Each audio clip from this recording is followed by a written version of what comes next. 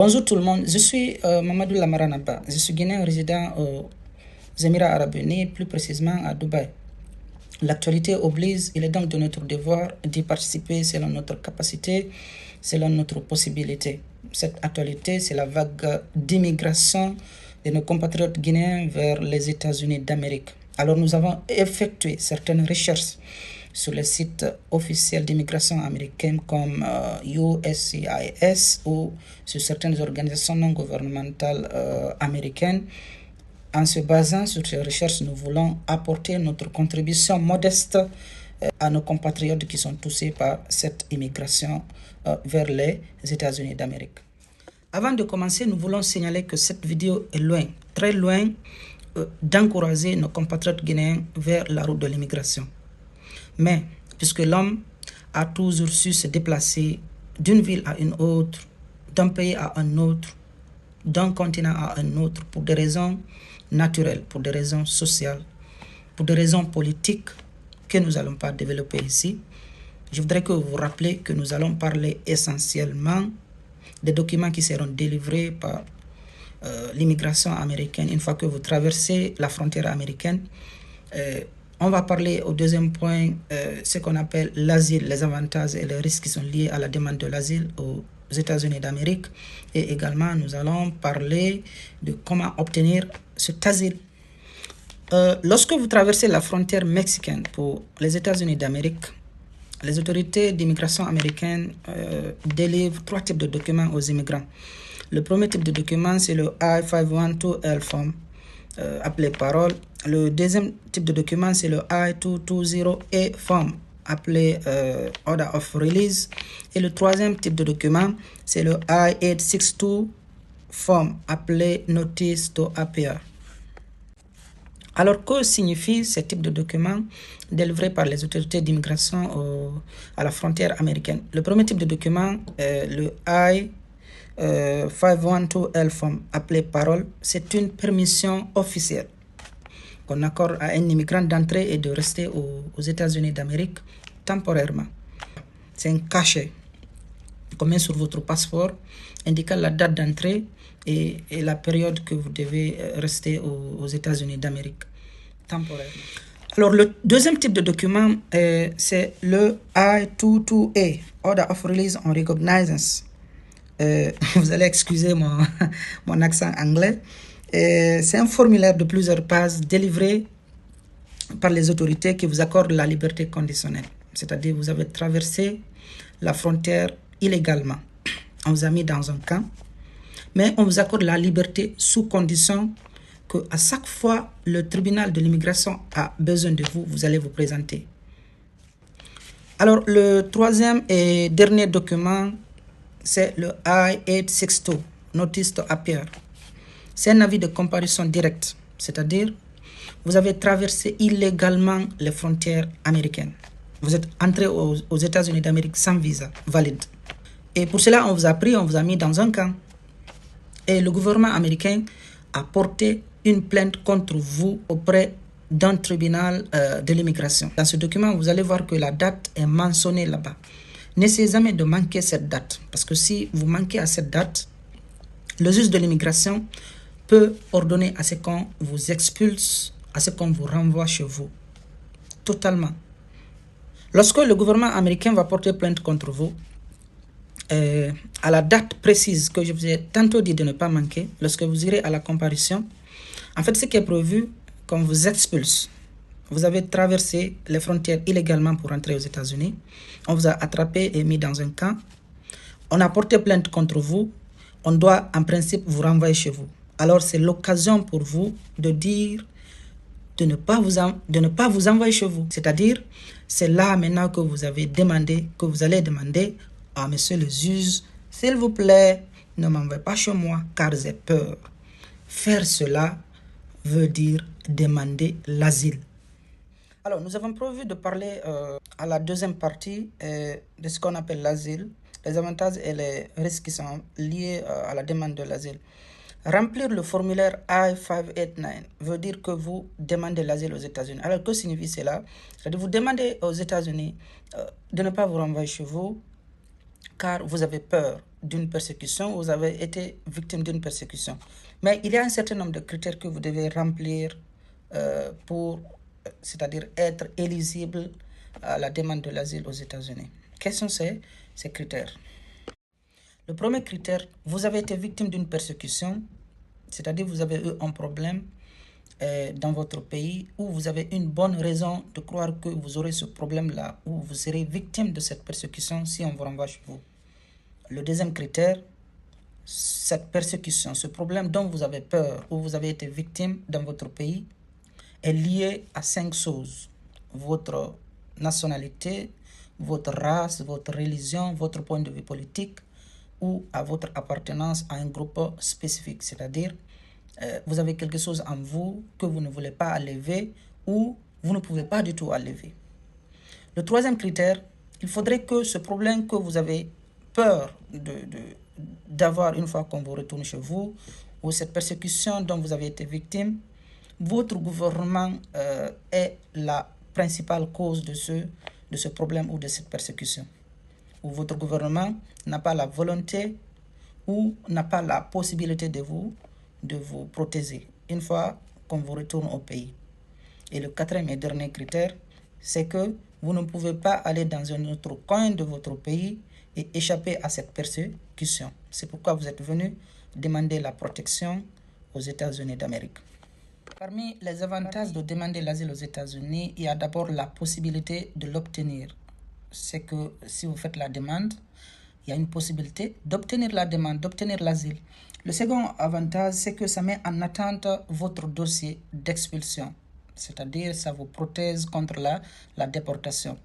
Le troisième avantage, il y a ce qu'on appelle le droit de demander le permis de travail une fois les 150 jours écoulés. Vous faites la demande, après 150 jours, on ne vous l'accorde pas, vous avez le droit de demander un permis de travail. Vous aurez également, la possibilité de vivre et travailler aux États-Unis et demander l'asile pour votre famille, pour vos enfants de moins de 21 ans. Après une année, il y a une possibilité d'obtenir la green card ou la résidence permanente. Et après quelques années également, obtenir la citoyenneté américaine ou avoir le passeport américain. Alors, mais à côté de ces avantages, il y a un certain nombre de facteurs que vous ne devez pas du tout occulter, oublier. C'est que vous pouvez ne pas l'obtenir encore. Vous pouvez demander l'asile et ne pas l'obtenir. Lorsque vous demandez l'asile et que vous ne l'obtenez pas, il y a une possibilité qu'on vous expulse du territoire américain. Et autre risque qu'il ne faut pas oublier, c'est qu'on peut vous mettre sous hold-in, c'est-à-dire vivre et travailler aux États-Unis, mais vous n'aurez pas de papier. Une fois que vous sortez au pays, vous n'allez plus rentrer. Alors, après avoir vu ensemble les types de documents qui sont délivrés, l'asile, les avantages et les risques qui sont liés à la demande de l'asile aux États-Unis d'Amérique, nous allons voir en dernière partie comment obtenir l'asile aux États-Unis d'Amérique. Pour cela, nous allons voir ensemble un certain nombre de conditions sine qua non, c'est-à-dire des conditions sans lesquelles on ne peut pas obtenir l'asile aux États-Unis d'Amérique. Ce sont des conditions cumulatives, c'est-à-dire ce sont des conditions, si tu ne remplis pas l'une d'entre elles, tu pourrais ne pas obtenir l'asile aux États-Unis d'Amérique. Quelles sont ces conditions? La première condition, c'est votre pays. Votre pays peut être un facteur déterminant pour que vous soyez éligible à la demande de l'asile aux États-Unis. Est-ce que vous venez d'un pays qui est calme? Est-ce que vous venez d'un pays où il y a la guerre? Est-ce que dans votre pays actuellement, le problème que vous avez souligné, la persécution dont vous demandez protection aux États-Unis d'Amérique, est-ce qu'elle se passe actuellement dans votre pays? Vous venez d'un pays calme, d'un pays en guerre, donc cela peut déterminer dans votre demande d'asile. Une personne qui vient de la France, du Sénégal, de la Guinée ou du Venezuela, vous n'aurez pas les mêmes chances d'obtention d'asile aux États-Unis d'Amérique. La deuxième condition, c'est votre histoire. Vous devez avoir une histoire qui est cohérente, une histoire qui est logique, une histoire qui est sensée, une histoire qui va avec les conditions de votre pays présentement. Pour cela, il est conseillé d'être en mesure de répondre à un certain nombre de questions. Et quelles sont ces questions? C'est le what, who, why et how. Et que signifient ces termes? Le what, c'est, comment dirais-je, qu'est-ce qui vous est arrivé pour que vous demandiez l'asile? Ou quelles sont vos craintes pour ne pas qu'on vous renvoie chez vous? Ça, c'est le what. Le who, c'est là où les personnes qui vous ont fait cela. Quelles sont ces personnes-là? Ou de qui avez-vous peur pour ne pas qu'on vous renvoie chez vous? Ça, c'est le who. Le why, c'est pourquoi ils l'ont fait. C'est-à-dire pourquoi ils vous ont persécuté ou pourquoi le feront-ils si on vous renvoie chez vous. Ça, c'est le why, les raisons. Et le how, c'est comment ils l'ont fait. Si vous avez déjà été victime de persécution, comment vous en avez été victime. Comment on vous a torturé, comment on vous a menacé, comment. Ça, c'est le how. Donc, vous devez être en mesure de répondre à ces questions de façon très précise, de façon très concise. La troisième condition, c'est les preuves. Vous avez une histoire sensée, vous avez une histoire cohérente et logique, donc vous devez apporter des preuves pour soutenir votre histoire. Alors, qu'est-ce que vous pouvez apporter comme preuve? D'abord, c'est votre passeport. Gardez soigneusement votre passeport, car votre passeport peut prouver votre nationalité, votre identité, votre âge et votre date d'entrée au pays. Ensuite, vous pouvez apporter comme preuve des lettres de votre famille soutenant votre histoire. Vous pouvez également apporter un journal qui parle de vous, des photos de vous, des vidéos de vous, des rapports médicaux que vous avez effectués peuvent aussi être considérés comme des preuves. Vous pouvez également apporter comme preuve des témoignages des experts américains sur votre situation, situation du pays. Vous pouvez également visiter le site de l'ambassade américaine de votre pays et vous allez voir que souvent dans leur site, il y a des rapports sur la politique, sur l'économie, sur les droits de l'homme, sur le mariage forcé, ainsi de suite. Tout ça là peut être considéré comme des preuves. La quatrième condition, c'est la défense. Vous devez être en mesure de vous défendre devant le juge. Avec l'aide de votre avocat, on vous écrit très bien votre histoire, sans contradiction. Mais une fois devant le juge, vous n'êtes pas en mesure de répondre. Le juge vous demande ce qui est dans votre application, dans votre histoire, mais vous n'êtes pas en mesure de défendre. Et là, on présume directement que cette histoire, vous ne l'avez pas vécue, mais on vous l'a écrite. Donc, tâchez de bien lire et relire votre histoire avec l'aide de votre avocat. La cinquième condition qu'il faut remplir, c'est le cas des juges. Et aux États-Unis d'Amérique, la loi sur l'immigration, elle est fédérale. Mais c'est le pourcentage d'attribution de l'asile qui diffère selon les États, selon les juges. C'est pourquoi souvent il est conseillé d'aller dans un tel État comme New York, comme Californie et non sur d'autres États. Et pour cela, vous devez avoir un bon avocat qui va vous aider à avoir ces informations précises. Vous pouvez également visiter le centre d'échange d'accès aux documents transactionnels. C'est un site qui récapitule le pourcentage d'attribution d'asile sur les États-Unis d'Amérique par juge et par État. Nous allons finir par ces conseils. Cherchez un bon avocat qui va vous aider à écrire très bien votre histoire, à rassembler et à apporter les preuves pour vous défendre devant le juge. Ne manquez pas à vos rendez-vous devant le juge, surtout la première comparution.